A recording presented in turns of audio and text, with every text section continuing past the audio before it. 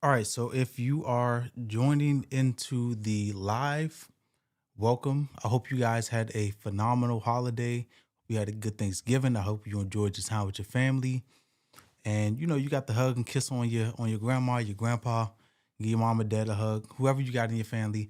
Hope you guys had a phenomenal time. Um, Today we're going to talk about this shooting that happened over in DC.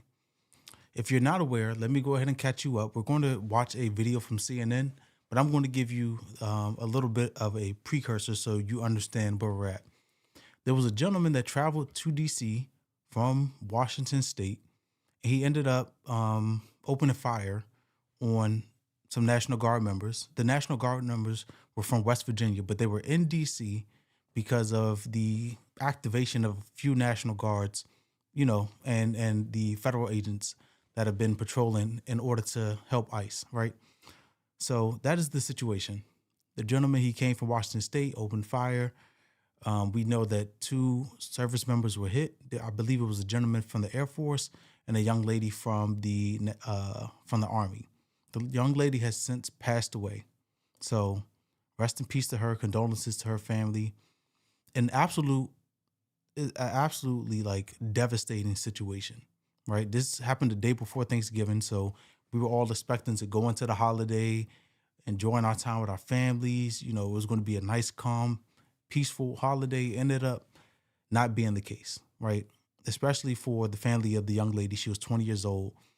Horrible news. The gentleman that was hit, he is still in critical condition. I believe I read an update on Facebook yesterday evening. They said like he had a little bit of swelling in his brain, so they were waiting for that to dissipate so that he could, they could assess his situation again and then find out where he is.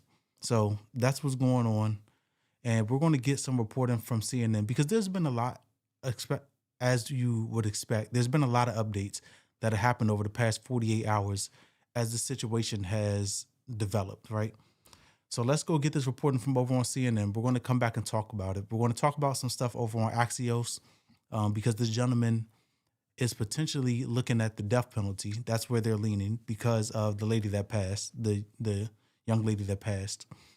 But let's go ahead and check this out from CNN. We're going to get back into it, and of course, we're going to take some pauses and discuss. If you have any thoughts, please drop them down in the chat. Um, just let me know what you guys are thinking about this entire situation, how it's progressing, and the additional crackdown that's about to happen because of this. Breaking overnight, the ambush-style shooting of National Guard troops in Washington, D.C. has taken another tragic turn. One of those Guard members has died. The other still fighting for his life. I think I left it on 2 speed. Let me go back to normal. My bad. Breaking overnight, the ambush-style shooting of National Guard troops in Washington, D.C. has taken another tragic turn. One of those Guard members has died, the other still fighting for his life. President Trump announcing that 20-year-old Army Specialist Sarah Beckstrom died from her injuries on Thanksgiving. He called her an incredible person who was outstanding in every way. New images from overnight of law enforcement officers lining the streets for the transfer of her body. Beckstrom's former boyfriend spoke to CNN and said she had a huge heart and would do anything for anyone. The other wounded Guard member, a 24-year-old Andrew Wolf, remains hospitalized and is in critical condition. We're also learning more about the suspect in custody, a 29-year-old Afghan national. He arrived in the United States in 2021 on a resettlement program after working with the CIA in Afghanistan, helping American troops. President Trump, in the wake of the shooting, says the U.S. will, quote, permanently pause migration from all third world countries. He also says the U.S. will re-examine all green cards issued to people from what the administration calls 19 countries of concern. CNN's Betsy Klein joining us now. One of the things that's annoying about this is they're trying to politicize it. Like, oh, well, he was allowed in during the Biden administration, but he was given green card status during the Trump administration. So he's been here since 2021. He was granted asylum back in April of this year, right? So it was a little bit under the Biden administration, granted asylum under the Trump administration. And what's annoying is people are like, oh, well, look what Biden did, letting all of these immigrants in. And people are like, well, Trump vetted them and they said he was okay. To be honest, at the end of the day, regardless of who let them in or who let them stay, there was no indication or there was no way that you could determine like this guy was going to fly off the rails, right? When he was over in Afghanistan, he worked with the CIA, he worked with the intelligence agency. There was no way to understand like, oh, this guy may be potentially dangerous. You can't, this is just as random as like a lone wolf attack. You're not going to be able to catch every single person that could potentially do something in the future, right? I know that we're talking about this AI technology that's going to roll out one day and we're going to be able to surveil people 24/7. We're going to be able to look through their YouTube comments so we don't have another Thomas Crooks, or we're going to be able to surveil them and their email and when they walk on the street.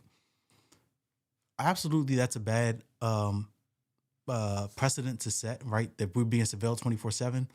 But there was no way for either the Biden administration or the Trump administration to vet this guy so much that you're saying, okay, well, 4 years later after Biden lets him in, and then 6 months after Trump administration gives him asylum, that he was going to fly off the rails, right?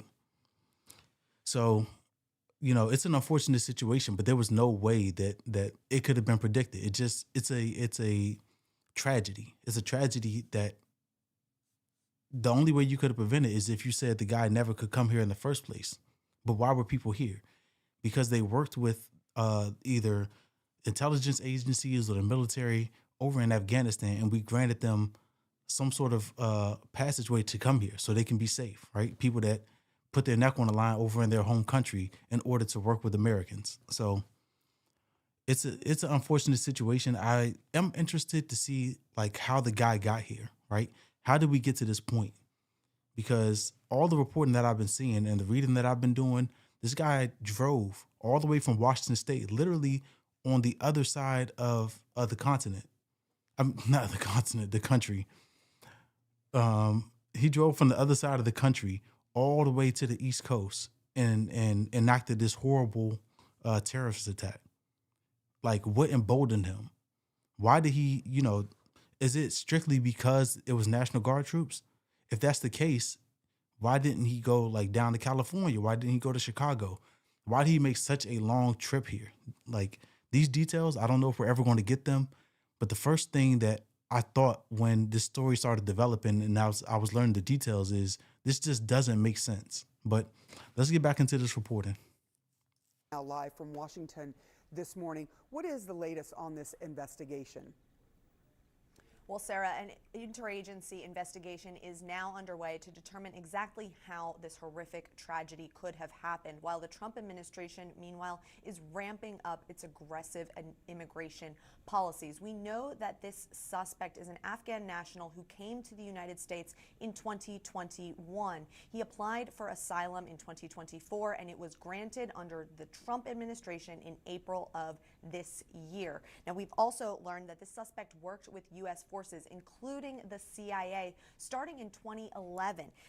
A U.S. official tells CNN that he was vetted by intelligence agencies and clean on all checks. The question now of his pathway to violence is going to be a major target for investigators. Now, officials say it's still too soon to say what the motive is, but President Trump, as he addressed troops on Thanksgiving, offering his own speculation. Listen.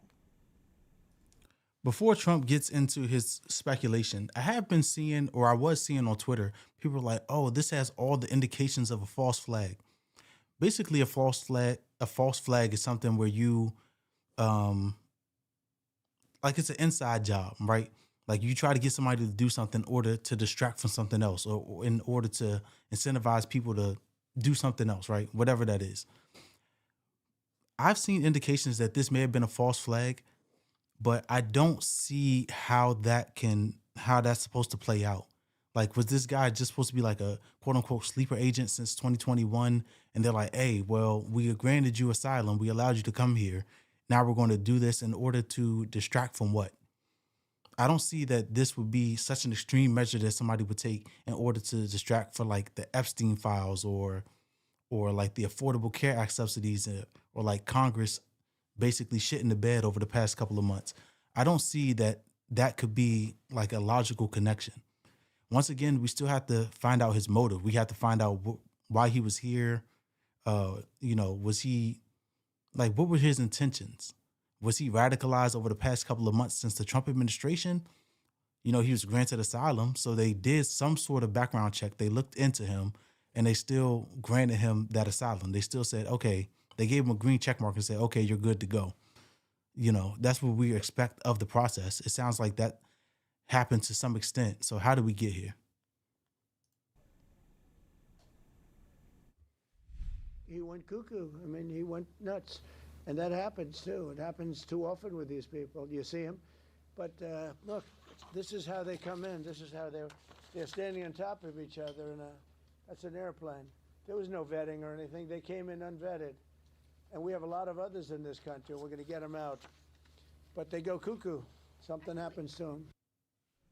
Now, within hours of this shooting, the president moved to justify an even more intense immigration crackdown. The director of United States Citizenship and Immigration Services announced that at the president's direction, he was ordering the re-examination of all green cards issued to people from countries of concern. That includes about 19 countries, including Afghanistan, Iran, Venezuela, among many others. The president last night also calling for what he described as reverse migration. In a lengthy post to social media, he wrote, quote, "I will permanently pause migration from all third world countries and remove anyone who is not a net asset to the United States." We have, of course, asked the White House and State Department for clarity on what countries that would impact. Attorney General Pamela Bondi, meanwhile, says that the Justice Department will do everything in their power to seek the death penalty for this site.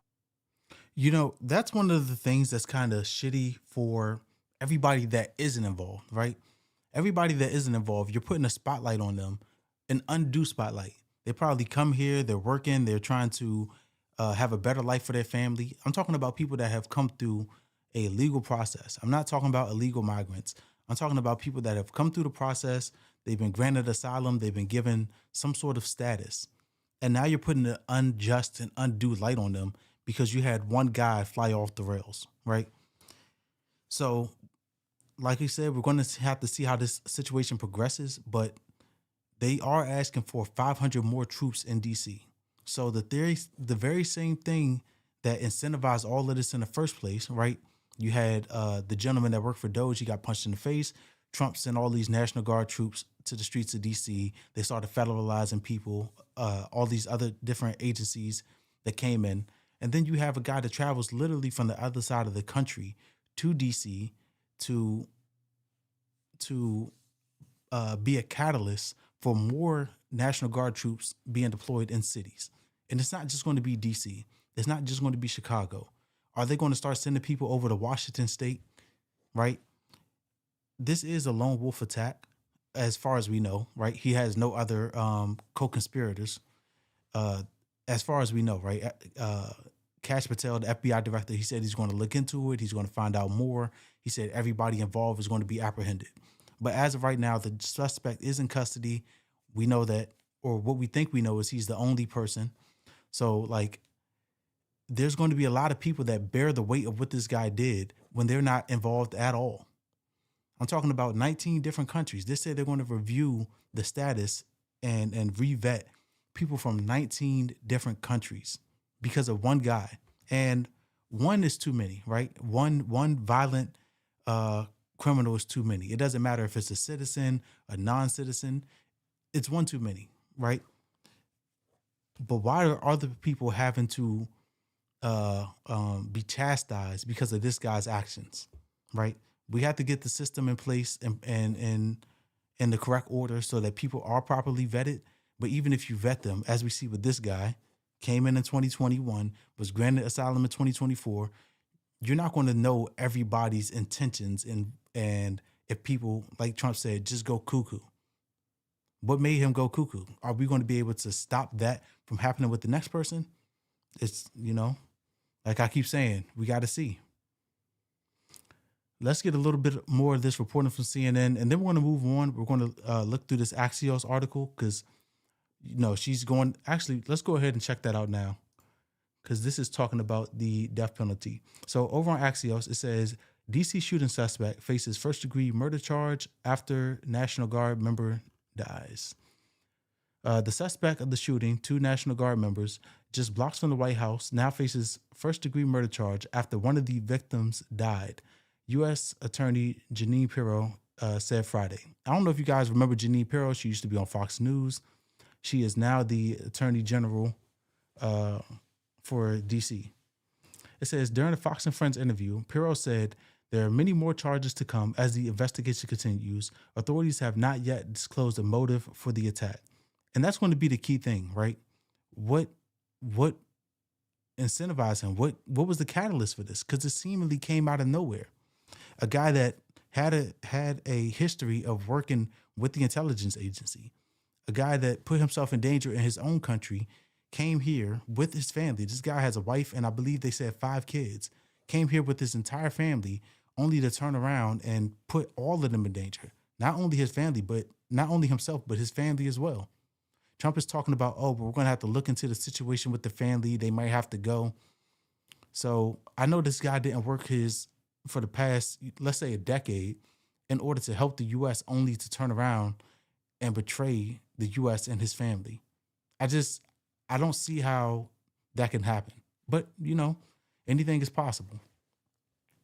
It says, Pirro said Thursday that initial charges would likely include 3 counts of assault with intent to kill while armed and possession of a firearm during a crime of violence. However, she also said she would seek murder charges if the victims died, which we know one has the younger lady. She was 20 years old. And the other gentleman, like we said, he's still in critical condition as of the recording of this. 2 National Guard members from West Virginia, Andrew Wolf and Sarah Beckstrom, were shot on Wednesday in Washington, D.C. near the White House. Beckstrom, 20, passed away on Thursday, on Thanksgiving. That's hard for the family, man. Jesus. You're expecting, even if your family isn't coming home, right? Like the military, they usually do some sort of like special meal for Thanksgiving, whether that be you're in training, you're overseas, wherever you are, they try to make it a little bit special. So even if your family, you're not expecting them to come home, you're not expecting to go into the holidays with news like this.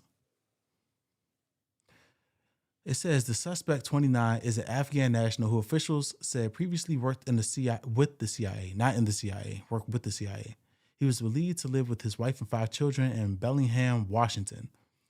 He traveled a far distance to get here. It's plenty of hours. It's definitely over like 12, 16 hours. You're just driving and driving, pit stops and rest stops and stopping to get food, and still so enraged that you take your anger out on 2 random people with a revolver. And then, of course, he ended up getting hit. And we have a duty to care for him after that. But this just doesn't make sense to me. And, the conspiracy theorists are going to say, like we talked about, this is a false flag. And unfortunately, some of the details do make you wonder, like, what's going on here. It says he entered the country through a Biden-era program designed to assist vulnerable Afghan nationals. Of course, because he worked with the CIA or the intelligence agencies or the military, he was in danger. He was allowed to come over here. I forgot what the name of the program was. I did read it earlier. But he was here under that program and, like we said, granted asylum under the Trump administration back in April. It says Attorney General Pam Bondi vowed to seek the death penalty for the suspect if one of the victims passed. Trump, who has insisted on the death penalty for all murders in D.C., said the suspect would pay the steepest possible price. Republicans ramped up anti-immigration rhetoric following the shooting, and the Trump administration suspended all immigration applications from Afghan nationals. Like we said, everybody got to suffer because of this one guy, man. People that had nothing to do with it, people that have come here trying to live their life, they're getting jobs, they're trying to contribute as much as they can to society, they're paying taxes. These people have come here under the Biden program, doing what they were supposed to do, and now they're going to be re-vetted. So that situation, man, is crazy. If you have any thoughts on it, drop them down in the chat. Let's talk about it while I pull up something else. We're going to get into something else, but I really felt like I needed to touch on that because, I was out Wednesday, I was out yesterday celebrating with my family. And I'm gonna be completely honest, this situation kind of hits close to home because as this was coming over my Twitter feed, I've told you guys plenty of times, I was in the DC National Guard, up until the past couple of years. I got out a few years ago. And, those are my friends that are out on the streets patrolling. Like the DC National Guard that was initially out there just by themselves with the federal agents, those were my friends. And then you had other states come in. But when this stuff is coming over the timeline, I'm like, hey, what's going on? And then we find out that it was two people from the West Virginia National Guard. But that doesn't make you any less concerned, right? At the end of the day, these are people that are coming into our home, into the DMV area, and they're being brutalized by somebody that was granted asylum. Like, you should be thankful to be here, right? You guys, let me know what you think down in the chat.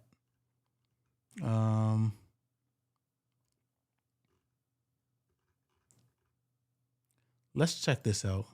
This is from Axios as well. This is talking about the same type of thing, but let's just get right into this. It says Trump singles out Minnesota's Somali community after DC shooting. We're going to get into the article, but that doesn't make sense to me. You're singling out a community that has nothing to do with it. These people have nothing to do with it. Cracking down on them for whatever reason. You're looking at them, you're associating them with this guy, and it's unjust punishment, man. A lot of people are going to be hurting from this. And I hope that, I know a guy that worked over with the military overseas.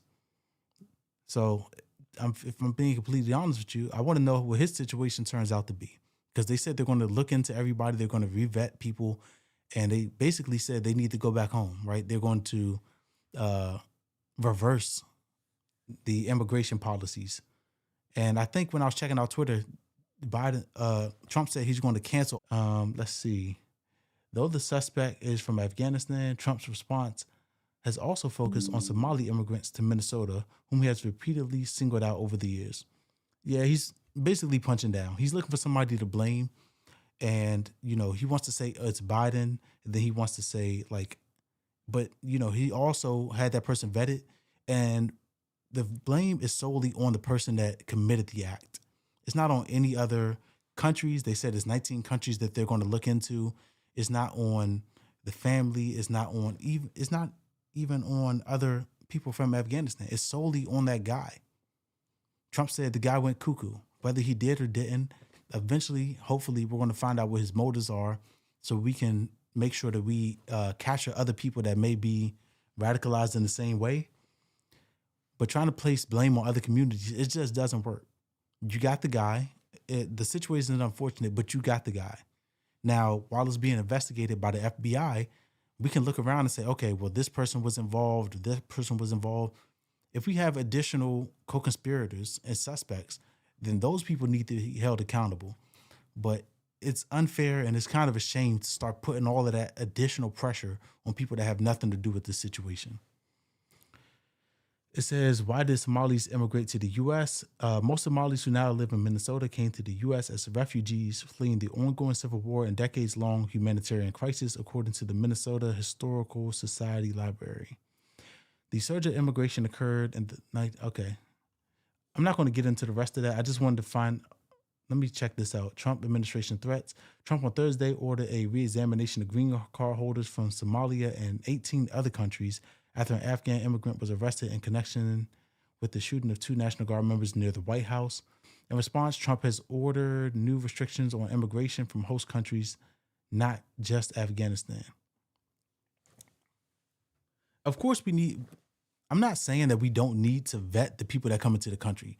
100% we do. We want to bring people in that are going to assimilate to the culture, that are going to contribute to society. We don't want to bring people here and we're just giving them welfare, right? People were understandably mad about the Biden era policies, where that was essentially what was happening. They were going to these sanctuary cities, they were getting hotels, and they were getting all of these clothes. And, I think everybody, if you're human, you deserve food, clothing, shelter, and water. But we have to bring people here that are contributing to society if they're going to come, not people that are taken from society. Because at the end of the day, this stuff comes from our tax money, right? So I don't have an issue with the idea or the process of vetting or being more restrictive about who we bring. But I do think it's, like I said, unfair to put that pressure on people that are here that have nothing to do with what that guy did. So I'm going to go ahead and table that one. I don't want to talk about that. I beat that horse. I'm going to just go ahead and not say the rest of that. Let's check out what else they got going on. Oh, let's talk about this Venezuela thing. So we're learning new details. Before we get into this video from CNN, I've talked to you guys before about what's going on with Venezuela. They're talking about invading. They're talking about doing a ground invasion at this point. How do we get here? Previously, they were doing these drone strikes, right? They were looking at all of these boats off the coast of Venezuela. Some people are saying they're fishing boats. The Trump administration said they're narco terrorists, whatever that means. And they were bombing these boats, right? And then people started asking, well, what is the evidence that these people were terrorists? Or what is the evidence that these people were drug traffickers? And what did the Trump administration say? Because I said so. That was their answer. I said that they're dangerous criminals. I said that we're having another war against drugs when the first one failed tremendously. So the Trump administration said, we declare war on Venezuela. The government and their president, Maduro, is a cartel leader, and he's allowing them to bring drugs into the U.S.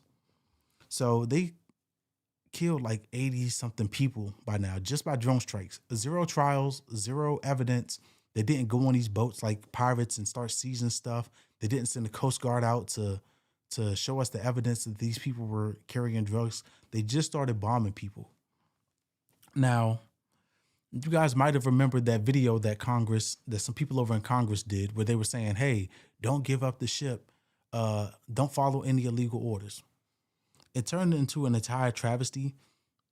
But this situation, I don't know if it's directly tied to the video, but the sentiment of the video is about situations like this, where the Trump administration has authorized to be bombing people, even though we don't have specific evidence linking them to a crime, right? We haven't presented any drugs. We haven't presented any arrests. We haven't presented anybody that has actually confirmed, even over in Venezuela, that these people that were being bombed were in a cartel. So we talked about the fallout of that video before, but let's go ahead and check out this video from CNN where they're talking about this entire situation and how we're escalating this entire Venezuela situation to the point where we're about to do a ground assault, right? The guy that said he was the peace president, Trump, who claimed he's going to start no new wars, is starting war with Venezuela. And a lot of people are saying it's about oil. Trump is saying that it's about narco terrorism. Here's CNN. Details about one of those deadly U.S. strikes on alleged drug boats in the Caribbean. Sources tell CNN the U.S. military carried out a follow-up strike on September 2nd after becoming aware of survivors in the water. The sources tell us that prior to the strike, Secretary of Defense Pete Hegseth had ordered the military to ensure everyone on board was killed. People briefed on the, quote, double tap strike say they're concerned that it could. See, this is what they're talking about. You can't have witnesses, you can't have anybody to testify if there's nobody alive. That's the issue. That's the issue all of those Congress people were talking about. And to come out for this guy that keeps trying to make himself this big he renamed the shit the Department of War, right? He keeps trying to make himself like some what's the dude's name? Rambo or something. You're not that, Pete Hegseth. I know you want to fashion yourself as that. You want to look at yourself as like some sort of macho man. You are not. Every time you speak, you make yourself look more and more like an ass. You look more and more like a clown. But as it's being reported by CNN, he said straight out of his mouth, hey, don't leave no survivors. That sounds like the type of stuff that actual cartels do. While you're blaming people over in Venezuela, saying, oh, these are the cartels, we have to take them out. They're carrying drugs and doing all of this illegal stuff. The orders that you're giving, or at least what is being reported that you're giving, sounds like actual criminality, right? But here we go. Let's see what else he had to say. Violate the law of armed conflict, which prohibits the execution of an enemy combatant who is taken out of the fight due to injury or surrender. Now, since September, as you're seeing on your screen here, the U.S. military has carried out at least 21 known strikes on suspected drug trafficking boats, killing at least 83 people. Officials have also acknowledged, though, not knowing the identities of everyone on board before they are struck. And this development comes as President Trump says the U.S. military will soon begin land strikes on alleged drug trafficking networks in Venezuela. I want to bring in Beth Sanner, Please, somebody explain to me how that's America first. I understand that they're trying to like fight this new front to the war on drugs, but it's been reported multiple times that this is not the biggest supplier of drugs that come to the U.S., right? So how is it that we're saying, oh, we need to combat drugs, but we're not going?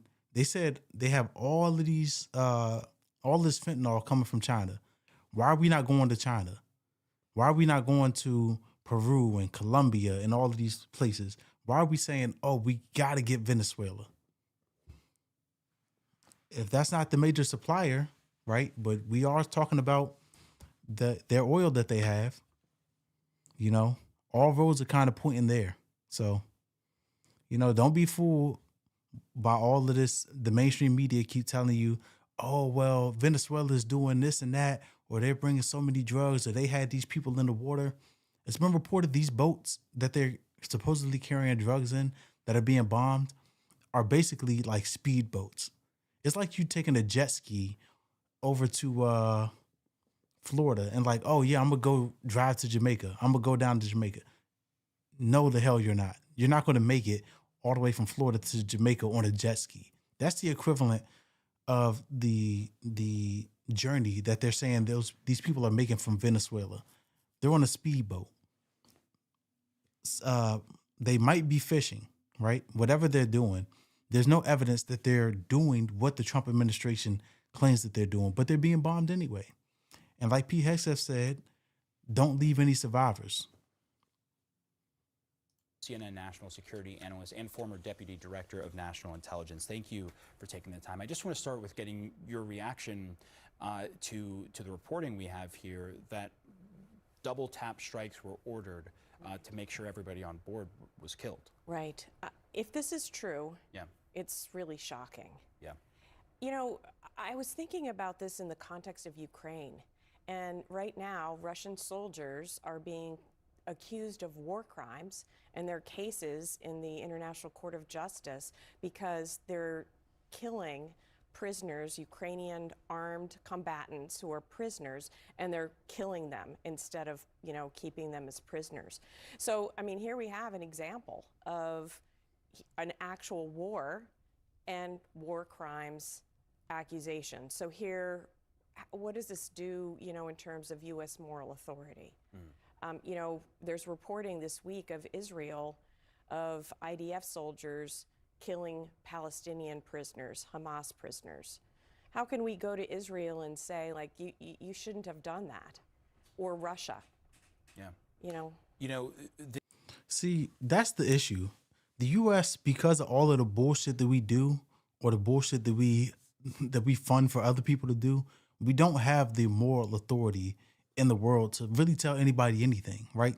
We used to have the money, power, and influence to say, yo, you know, you can't do that, or you can do that, or we're going to hold you accountable. We don't have that anymore because we do our own bullshit and then nobody's held accountable for it. So how can you hold a mirror up to somebody else and say, look what you did, when the stuff that I'm doing, I can't even be held on the hook for by anybody?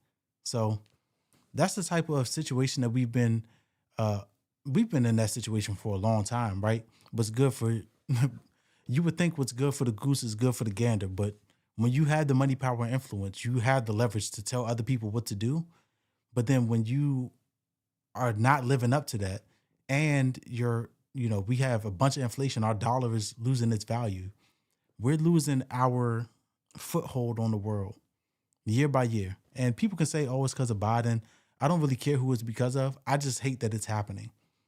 And then we have no, like, we're not looked at as a upstanding country like we used to. And this situation with Venezuela, it's only exacerbating that, right? We can't just go and start taking people out and saying, oh, well, they did this, but there's no evidence, there's no trial, it's no survivors. We're double tapping people. It's ridiculous. All for oil. That's what they're saying. It's all for oil. This arena has, I mean, we've been talking a lot about Venezuela on a number of fronts. Obviously, there are these efforts that the administration says they're going after drug trafficking boats. There is the not so subtle pushes against Nicolas Maduro that President Trump has been leading. But the president also says that land action would now be part of the administration's effort to deter Venezuelan drug traffickers. I just wonder what you think about that threshold. Yeah, because that's really America first. We have the Coast Guard, we have Customs and Border Patrol. If that stuff was getting to the U.S., we have entities to look into that. We don't need to go out in the middle of the ocean and bomb people. But what do I know, right? I'm just a guy on YouTube. He's the president, the Secretary of Defense, the Secretary of War. It's the gayest name I ever heard in my life. But, you know, they're privy to what's going on and they get to make decisions and don't have to be accountable for them. Trump never has to be accountable for them. Pete Hegseth doesn't have to be accountable for them until the next administration. So, you know, he's living like it's a free-for-all right now. Being crossed here. It's a big threshold, Yeah. right? I mean, right now we're in international waters, but when you're talking about strikes in a sovereign country against, you know, I mean, these are drug traffickers, bad people, you know, but it is still in another country. And so there usually has to be a justification. And there is a process for that. You can get authorization for use of military force from Congress. No. She said that there usually has to be a justification for going out and bombing people. You always need to have a justification. You can't just bomb people with indiscriminately at all, under any circumstance. That is called murder, regardless of who does it. If you don't have a reason, if you don't go to Congress and say, hey, we need to declare war against this country, it is, by definition, illegal. That helps on that, but there's an entire international legal system too. And that's what people are worried about, you know, kind of in this context of the video that the Democratic senators put out recently about defying illegal orders.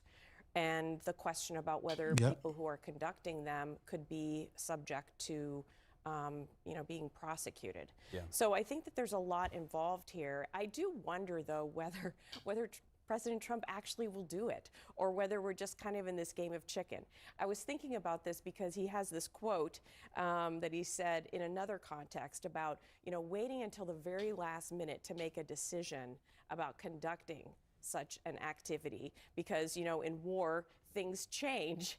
That's the quote. And so, you know, sometimes, you know, we don't really know where we're either up to that line of the last minute or whether we're still in this kind of pressure campaign trying to see if something will happen inside Venezuela, whether this kind of pressure will generate activity to oust Maduro. Well, I was going to say. Of course. What we're trying to do is provoke Venezuela. Of course. Like, a blind man could see that. If we go and we start drone striking people and we start telling them, hey, we're going to position our ships right off of your coast, or we start using language like, oh, we might do a ground invasion. Okay, we're going to do a ground invasion. We're basically trying to incite people. The same thing like that I said about Trump sending National Guard troops on the streets during the summer. Like, you're trying to incentivize the public to retaliate against them in some sort of way. Not like the way that happened, you know, on Wednesday. Of course, that was a tragedy. But I'm talking about like early into the summer when all of this was being ramped up. And it's the same thing that's going on with Venezuela. We're looking for a reason. That's like when you're in school and you tell somebody, like, you're pushing them, like, I dare you to hit me. If you hit me first, be like, wait, you're not even acknowledging the fact that you pushed me and instigated something with me in the first place.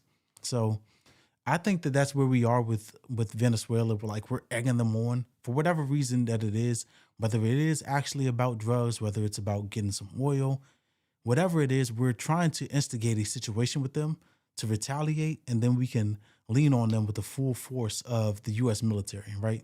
All our intelligence assets, all our money, all our resources. We're trying to get to that point so that we can get to whatever the end game is. It's clear. It's clear as day. So that's where we're going to go ahead and table that. If you guys have any thoughts about the thing we talked about first, about the DC shooting with the Afghan national, I couldn't pronounce his name. I didn't want to butcher it, so I didn't try. But if you have any thoughts about that, please drop them down in the comment section. Once again, rest in peace to that young lady and condolences to her family. And if you guys have any thoughts about us ramping up to go to war with Venezuela and instigating this situation in my book, then please drop your thoughts down in the comments. Let me know what you think. Until next time, I will see you guys later. And happy holidays too.